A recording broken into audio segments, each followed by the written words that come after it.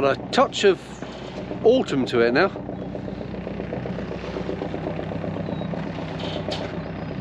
That's just getting Sylvia warmed up. Me, Matt and Mish are going to be going out. It's quite a nice day to say. We've come off the back of a few days that was northeasterly, southeasterly, and it's been horrendous.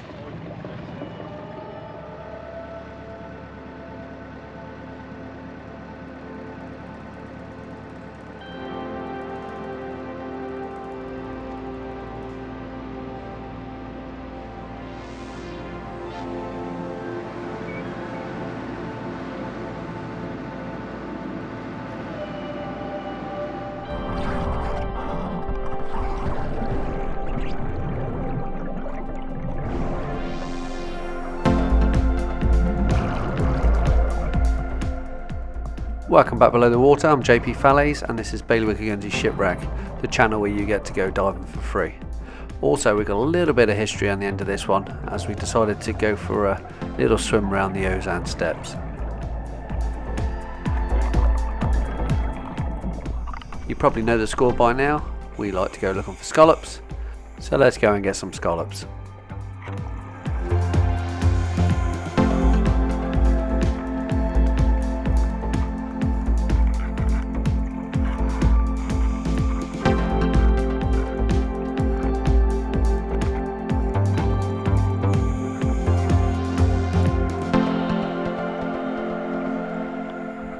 I can't believe how many spider crabs are around here. Loads of them buried.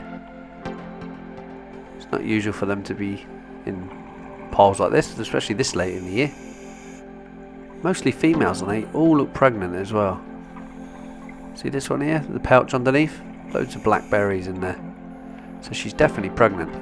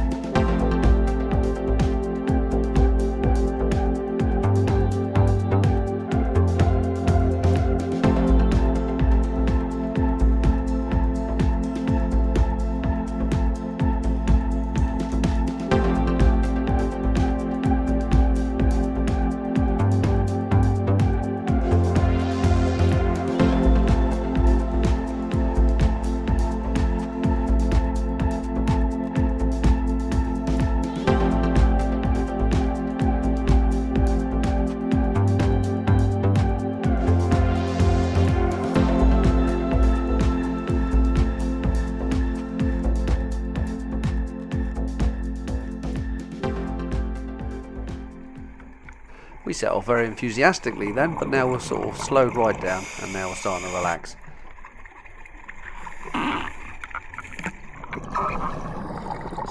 Not doing too bad on the scallop, we're not breaking any records, but if we keep getting them at this rate we'll be doing okay. As usual, we got to get the 2 dozen, otherwise Richard doesn't let us back on the boat. In fact, was Matt doing the boat today? I wonder if he'd leave us if we didn't get 2 dozen. Probably.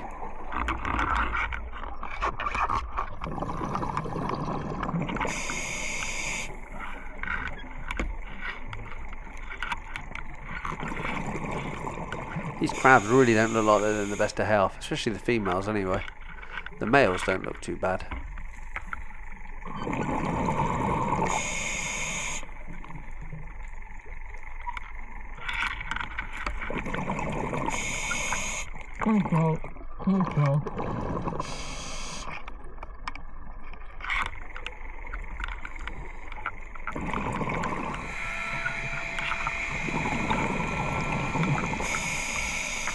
Little coma hiding from us there, playing hide and seek. The Where's Wally of fish.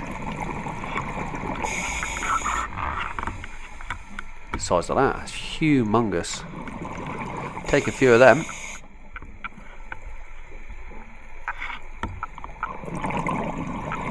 I like these little bits alongside the reef because there is actually loads here. It seems like they all swim and sort of funnel into one area. They're all up against the reef, so they can't swim any further. That one's too small. This one looks okay.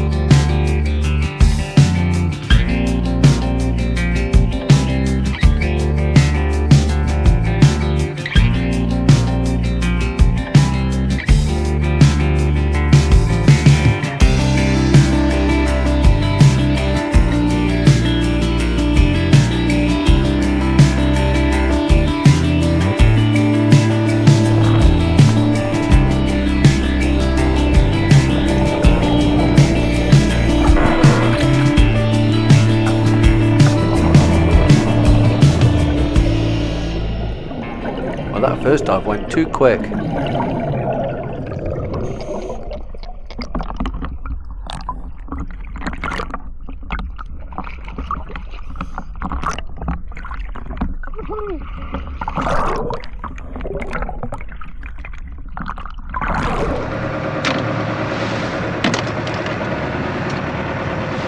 Not bad for a weekend warrior.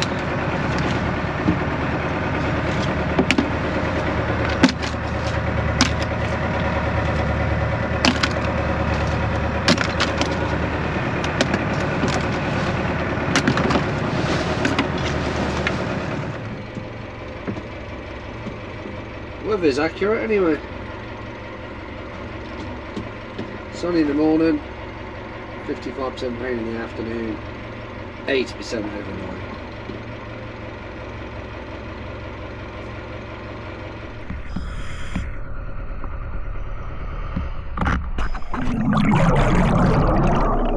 On to the second dive. We're jumping back in the same place we finished up, so we're going to be going further south.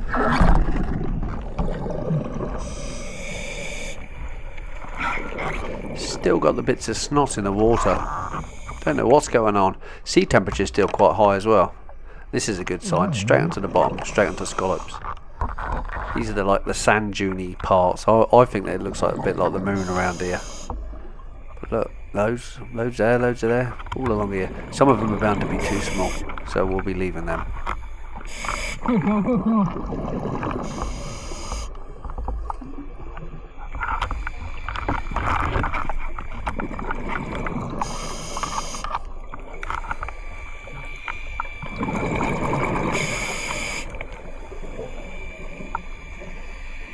not bad. 6 already. Well, I'm on my way to the 2 dozen.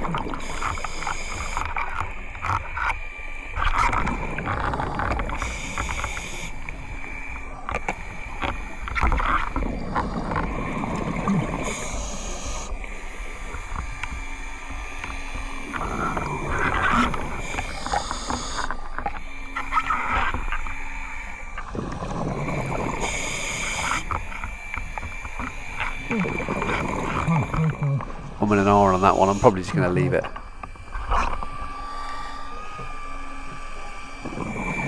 Caught me with one of them 200 eyes. So he knew I was coming, so tried swimming away. A bit futile really, but at least he tried. It's like a humpback ridge of sand here. So I know there's loads in this. You can see them everywhere.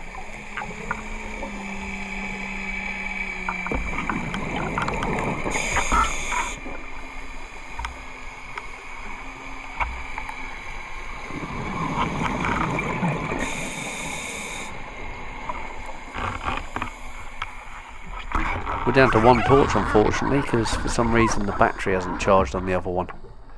But there's enough. There's enough light here.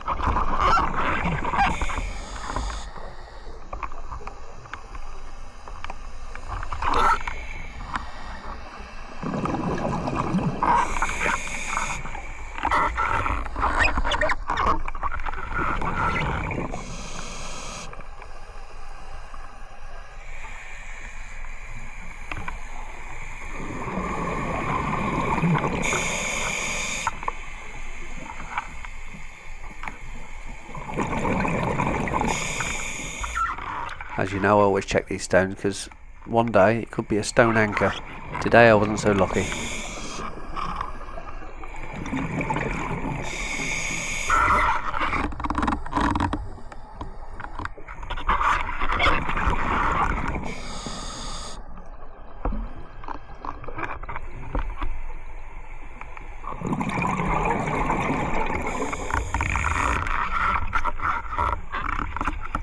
Still on the lookout for an octopus. I still haven't seen one yet.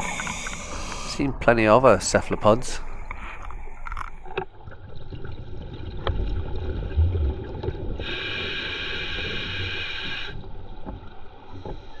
But not for long. Plenty of these little tiny babies are around. So this is obviously a very small cuttlefish. They're quite funny because they tend to walk across the seabed. Now headed out into the sticky desert area. This sand is very slightly clayey, but there's still loads of life here, but it's all tiny small stuff.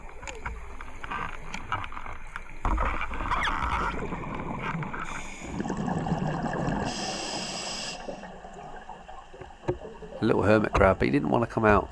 I say little, he's in a whelk shell. It's quite large to be honest.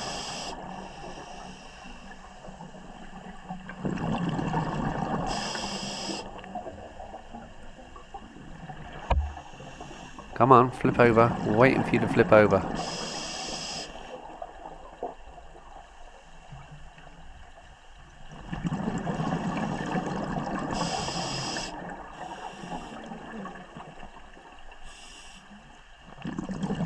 Nope, Mrs. put you back over.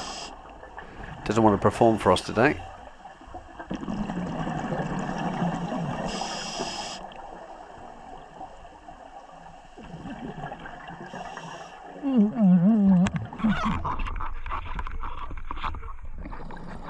I do like to find new anchors and also large cannonballs, and we got 2 here. This is a large cannonball connected to the top of an old anchor.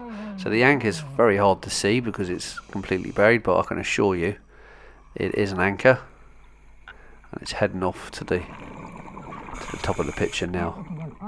So that's the anchor shank, and on the right is the cannonball. You can see it here. Can't really see it properly because it's buried, but I know as soon as I start wafting stuff out of the way, we're going to lose all visibility because there's no tide at the moment, or very little anyway. So this DOS would just look like a bit of a nuclear bomb. It would just stay there for a while.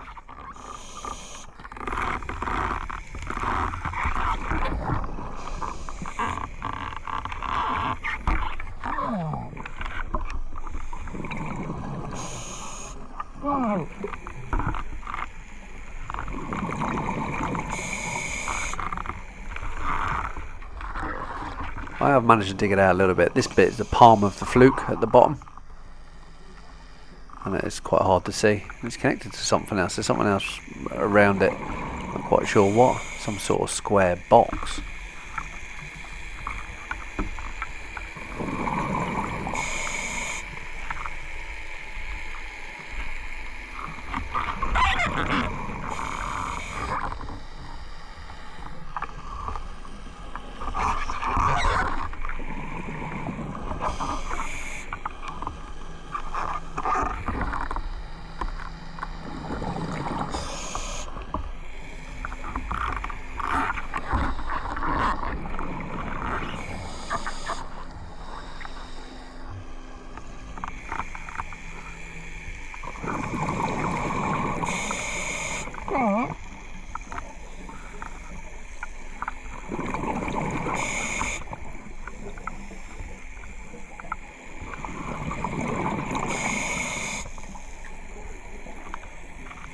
This has quickly turned into a bit of a fail, so I think I'm going to just carry on swimming.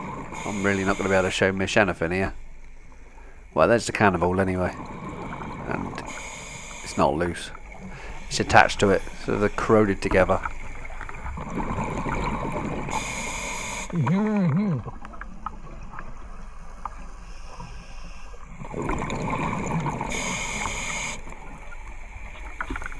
Got to remember, every minute I'm messing around on the bottom, I'm losing time. We decided to carry on. We came across a crab pot. Now I wonder what's happening in here. So, kind of guess what's happening here. There's loads of crushed crab inside there. I don't want to put my hand in to get that one out because there's a lady crab to the side. It'll probably end up pinching me. This looks like some sort of food store for an octopus. Try and tip it on its side, but it seems to be well and truly stuck in the sand.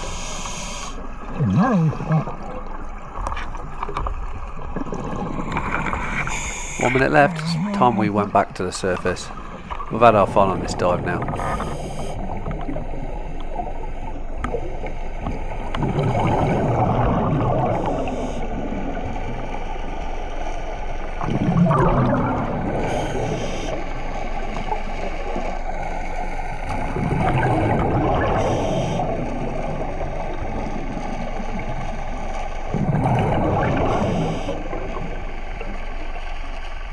Really cool colour greens. You can see what looks like a hole through the bottom of the boat, but that's not, that's through the scupper. Our next plan is to try and swim into this little cave. Probably going to be dry inside the cave, but I'll get as close as I can. I've been past these steps, which are locally known as the Ozanne steps, probably thousands of times. As you know, I love my local history, so we're going to go and have a little bit of an adventure. I've read so much about these steps that all of it seems to be conflicting. Some people say it was built for a governor so his wife would go down and swim, but I don't think there's anyone that really has researched it enough. If you can answer the questions, please leave it in the comments, because I'd like to get a date for when these steps are actually built. Ozanne. But JP and Mish are going to go over there. And there's a reef right here. I'm not too sure I might be right in here. I might pull out a little bit. Raymond Clark has actually done the growth of the village de Putrin. So village de Putrin is the plot of land above these steps. He goes into a little bit of information about the Ozanne family and how the land was acquired and who potentially built these steps. The book mentions on the 31st of December 1853, Richard Mansell Ozanne transferred his inheritance to his son Albert Toome Ozanne. Albert planned to erect a large mansion, probably on the site of Easterbrook and La Capella, which are two properties that are in the village de Putrin. It may have been started, but it is probably never finished. He built the walls on the landward side of the village and probably erected a fence on the seaward side. He also planted some trees and some bushes, including 4 New Zealand pines, 2 each in the gardens of Le Genet and Quatrevent.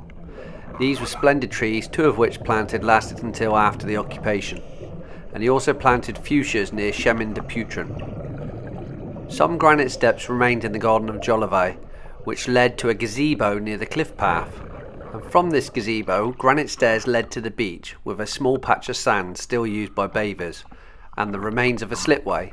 The stairs are still called Ozanne Steps. A 19th century map incorrectly called them de Putrin Steps, which was copied into a Perry's Guide. Reading through his references, I seen there was the King's Channel Island, the Bailiwick of Guernsey, for Le Cure, so I read that as well. This gave a little bit more information about the steps themselves. It mentions the strip of land between Fort George and Village de Putrin. At one point, and at one point only, can sea level be reached from this path. A flight of stone steps leads to a platform, roofed over, not many years ago, to form a lookout. The interior walls still bear traces of an unusual ornamentation. There are the vestiges of 2 panels, one of which probably formed a coat of arms of the builder, whose name was Ozanne. This adornment was carried out in ormer shells embedded in the plaster, with the interior nacreous finished exposed. From the platform, flight of steps, there are 88 of which descend to the rocks below. The lowest landing has been newly cemented since the liberation, but the slipway leading down to the small boulder-strewn beach is in need of repair. The Ozanne Steps, for they still bear that name, must have been constructed to give easy access to the sea for fishing and perhaps bathing. There is little doubt that they were built for pleasure by one of the original owners of the de Putrin estate. That must have been early in the Victorian days, when the price of material was negligible and the cost of labour a modern contractor's pipe dream. I think we're here.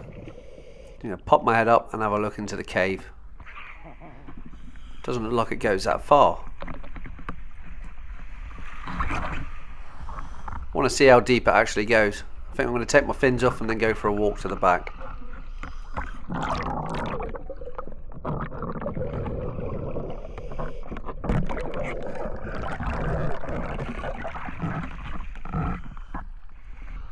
Haha, pretty cool.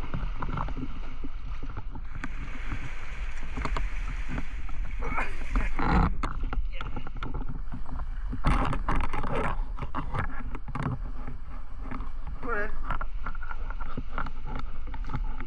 It's back really far. Whichever tide isn't a lot high.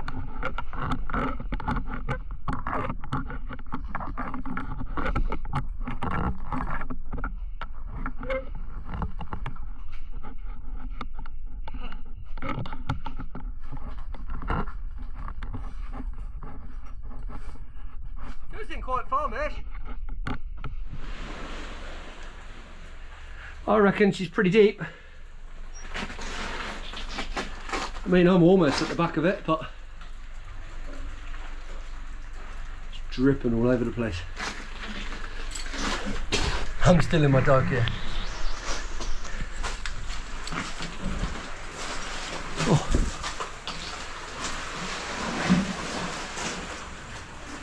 Water dripping from the ceiling everywhere.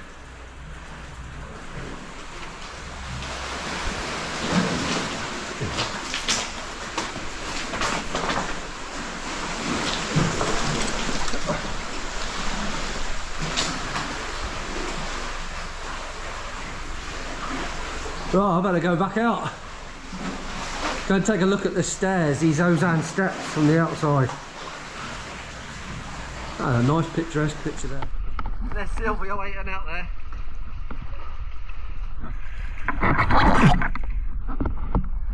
Sorry about the drip from the lens.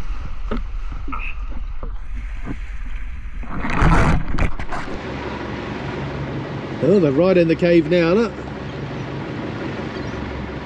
Oh, where's JP going? I don't know.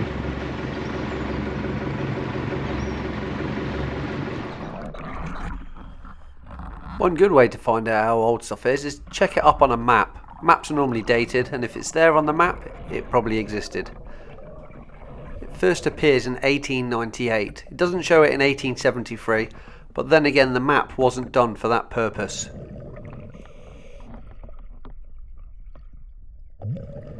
Check out the village de Putre and how it changes over the years. There's some absolute awesome houses there now.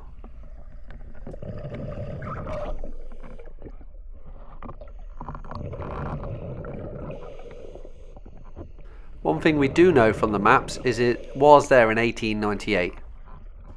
Clark does mention that Albert was in private residence of the village in 1874 and in 1877 a denier of the 4th canton. We also see that Albert Tomb Ozanne died in 1904 and his heirs, 2 surviving children, Richard Mansell Ozanne, named after his grandfather, of Cheltenham, and Adele, and her husband Robert Bewley Smith of Chichester. On the 4th of March 1907 they transferred all of Albert's land to the States of Guernsey for the equivalent of £3,500 sterling. This ended the Tomb Ozanne ownership of the village, which had lasted over a century, covering 6 generations by direct descent. Also, the estates bought for £250 sterling the land between Village de Putre and Fort George. This included South Valley Field, but not the Bluebell Woods, which was used by the garrison for training for exercises. The Bluebell Woods became state's property after the war when Fort George was sold by the HMG for a nominal sum. This was World War II, obviously. The original intention for the land was a lunatic asylum, but this received considerable opposition both in and outside of the States, and nothing was decided. First World War broke out in 1914. This also hampered the ideas or the decisions of what was going to get done with the village. Let's take a quick look at this gazebo at the top of these stairs. Let's try and see what this used to look like. These are ormer shells, and they would have been embedded into the wall, as you can tell on the right. Also, it looks like they were using some sort of mussel shells as well. Certainly the shapes I've seen. And some sort of little white shells, maybe these little tiny conch shells. On the right, this is probably where the coat of arms would have stood. Would have looked quite nice, I think. Very effective. Using local resources as well with the ormers and the mussel shells.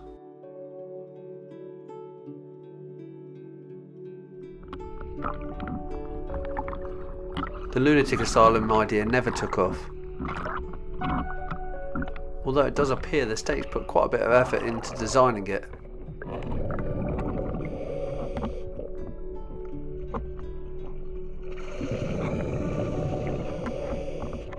And on the 28th of March 1925 it appears that it was transferred to a William Henry Baker of North Quay, Weymouth. This comprised the land of which Albert Tomb Ozanne and his wife inherited, and most of which the states had acquired in 1907. The states retained land bordering the sea, including Chemin de Putre, which have been laid out by the states after the armistice as a public footpath, the gazebo and the Ozanne steps, South Valley Field, and a strip between them, including the wall which Albert Tomb Ozanne had erected at the north end of the village.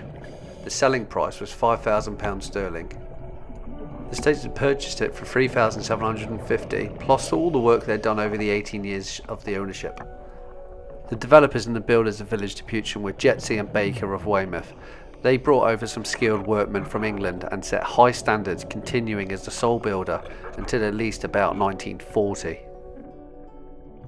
So even after a couple of weeks of research on this, I was limited by time because I needed to get this video out, we still haven't got a date. I'm a little bit confident that it's between 1874 and 1877, probably airing towards the 1876 or 77 date.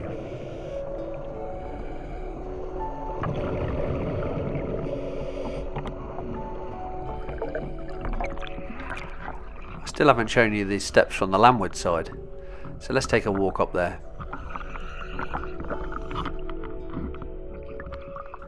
First of all, I need to get the boat close enough to come pick me up.